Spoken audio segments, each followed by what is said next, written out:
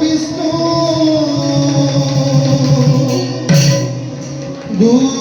গুরুদেবা মহেশ্বর গুরু সাক্ষাৎ পরম ব্রহ্ম গুরুবে নমো নমঃ তস্मै শ্রী গুরুবে নমো নমঃ।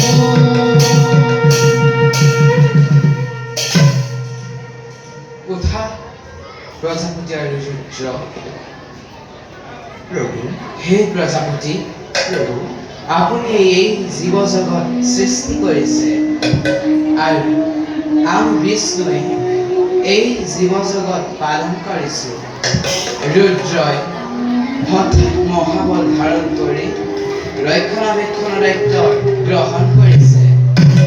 এইদৰে আমি অবিৰাম গতিত এই সৃষ্টি ৰক্ষা কৰি আহিছোঁ। কিন্তু অজানিতে আমাৰ সৃষ্টি উলট পালট হ'ব ধৰিছে, কাৰণ সৃষ্টিকৰে আমি কৰিব পাহৰিছোঁ। ৰুদ্ৰ চাওকচোন, যেনি দৃষ্টি নিক্ষেপ কৰিছোঁ তেনি আমাৰ সৃষ্টি ৰাজ্য পাপৰ দ্বাৰা নিমজ্জিত হৈ ধৰ্ম চূৰ্মাৰ কৰি অধৰ্মই গ্ৰাস কৰি আহিব ধৰিছে। ইয়াৰ কাৰণ বিচাৰি প্ৰজাপতি আৰু দেৱালীদেৱ ৰুদ্ৰ প্ৰভু যুগৰ পৰিৱৰ্তনৰ লগে লগে সংসাৰত নানা ধৰণৰ অন্যায় অধৰ্ম আৰু অপায়মঙ্গলে ভৰি পৰিছে। ইয়াত বাধা দিব পৰা ক্ষমতা কাৰোৱেই নাই। গ্ৰাসে এফালৰ পৰা গ্ৰাস কৰি আহিব ধৰিছে।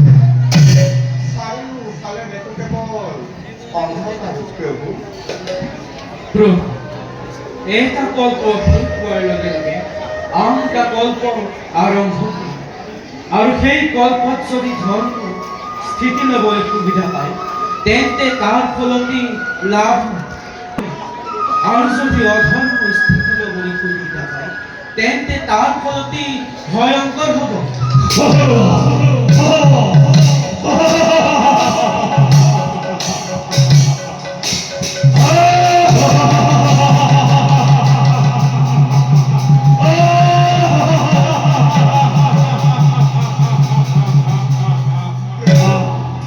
মহাবিপদৰ আগজাননী আৰম্ভ হ'লেই সৌৱা আকাশ মাৰ্গৰে লিখন দৈত্যৰ ভয়ত পৃথিৱী কম্পমান হ'বলৈ আৰম্ভ কৰিছে। উদাৰচন চক্ৰ প্ৰহাৰ কৰি ইয়াক নিধন কৰক। হাতৰ ফুল আকাশ মাৰ্গলৈ নিক্ষেপ কৰক।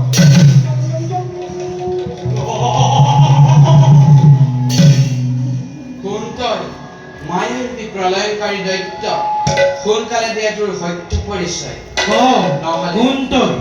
নহ'লে এই মহাকুলে তোৰ বুকু ভেদ কৰি অস্ত্ৰ সংবৰণ কৰ, অস্ত্ৰ বহন কৰি একোলগন আপোনালোকৰ মানৱ পুত্ৰ মই নাম মোৰ মহাকাল।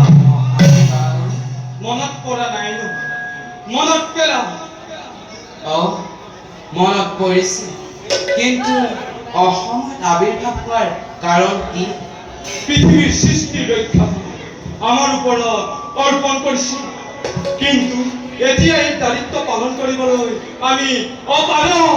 তাৰ কাৰণ পৃথিৱীত অন্যায় অধৰ্ম অত্যাচাৰ অবিচাৰ দুৰ্সীমাত উপনীত ধৰ্ম নামত গোন্ধ ল'বকে নোৱাৰা হ'ল। সেইবোৰ আৰু মই চাই থাকিব নোৱাৰা হৈছো। তাৰ উপায় কি কৰিম বুলি ভাবিছা? তাৰ উপায় অতি ভয়ানক হৈ উঠিব। পৃথিৱীত মহাপ্ৰলয় ঘোষণা হৈ মহাসাগৰৰ পানীয়ে সকলো ডুব দিয়াব। আগৰ শিক্ষা সভ্যতা জ্ঞান বিজ্ঞান সকলো প্ৰলয়ংকাৰী যাগযজ্ঞ কৰিবলৈ ঋষি মুনিসকলৰ বেদ বেদাংগ সকলো লুপ্ত হয়। সৃষ্টি ৰক্ষা নহলে নৰমনুষ্যৰ কি ৰক্ষা হব মহাকাল? পৃথিৱীত ধৰ্ম বুলিবলৈ একোৱেই নাই। এফালৰ পৰা অধৰ্মই গাপ কৰি আহিছে। সেইবোৰক মই চাই থাকিব নোৱাৰা হৈছো। মোৰ বৰ্তমান কাৰ্যকাল শেষ হৈ আহিছে। পৃথিৱী ধ্বংস অনিবাৰ্য। মই এতিয়া ইয়াৰ এটি উপায় দিছো। তাৰ উপায় পৃথিৱীৰ সপ্তদ্বীপৰ ভিতৰত জম্বুদ্বীপৰ মহাধৰ্মপাল ৰজা সত্যবান। সত্যবান তেওঁ মহাপ্ৰলয় মাজতো বাচি থাকিব। তেওঁ দ্বাৰাই সৃষ্টি ৰক্ষা কৰিব পাৰিব। পিতামহ প্ৰজাপতিয়ে যিমানবোৰ বেদ বেদাংগ আছে পিছৰ জন্মৰ বাবে সংগ কৰি ৰাখিব। আৰু দেৱাদিদেৱ মহাদেৱে মহাকাল সেই মহাসাগৰৰ পানীৰ পৰা উদ্ভৱ হোৱা সেই মহাকায় জীৱ জন্তু মহাদৈত্য ৰাক্ষসবোৰক সংহাৰ কৰিব লাগিব। আৰু মই কি কৰিব লাগিব মহাকাল? আৰু আপুনি সত্যবত ৰজাক লগত লৈ সেই সময়ত যি অৱতাৰ প্ৰয়োজন হয় সেই অৱতাৰ ধাৰণ কৰি ধ্বংস হোৱা পৃথিৱীক উদ্ধাৰ কৰিব লাগিব।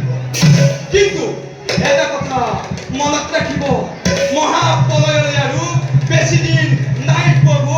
মহাপ্ৰলয়লৈ আৰু বেছি দিন নাই। বেদ বেদান্ত শিক্ষা দীক্ষা সাহিত্য সভ্যতা সংস্কৃতি সকলো মহাপ্ৰলয়ত লোপ পাব। ইয়াক পুনৰ সৃষ্টি কৰিবলৈ থাকিব কম প্ৰভু। প্ৰজাপতি, প্ৰভু আপুনি এতিয়াৰ পৰা যিমানবোৰ বেদ বেদান্ত আৰু কৃষ্টি সভ্যতাৰ নিদৰ্শন থকা ব্যৱস্থা কৰে যাতে মহাপ্ৰলয়ৰ পিছত এইবোৰ সৃষ্টি কৰিব পাৰে।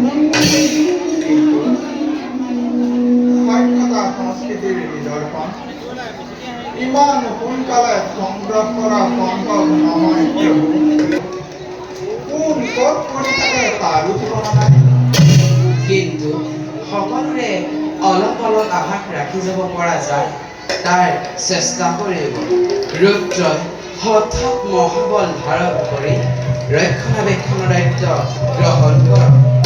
বিশেষকৈ বেদ বেদান্ত কৃষ্টি সভ্যতা যদি অনাৰ্যৰ হাতত পৰে তেন্তে সৃষ্টিৰ পৰা আৰ্যৰ অৱসান ঘটিব।